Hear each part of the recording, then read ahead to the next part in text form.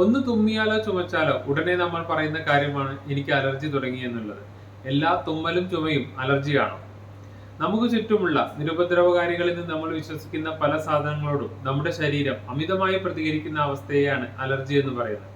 അതിന്റെ ഭാഗമായി ഉണ്ടാകുന്ന തുമ്മൽ പലപ്പോഴും ശക്തമായതും 20-30 പ്രാവശ്യം തുടർച്ചയായി തുമ്മുന്നതുമൊക്കെയാണ് കണ്ടുവരാറുള്ളത്.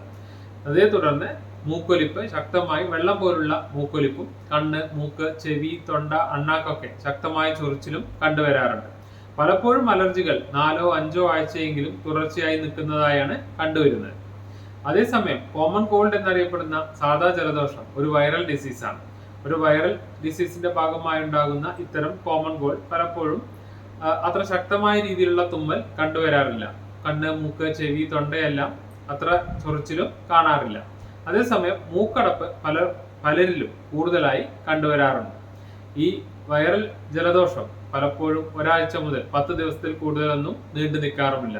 നിങ്ങൾക്കുള്ള ജലദോഷം ഒരു അലർജിയുടെ ഭാഗമായാണോ അതോ ഒരു കോമൺ കോൾഡ് എന്നറിയപ്പെടുന്ന സാധാ ജലദോഷമാണോ എന്ന് തിരിച്ചറിയുക. അതിന് കൃത്യമായ രീതിയിലുള്ള ചികിത്സയും എടുക്കുക.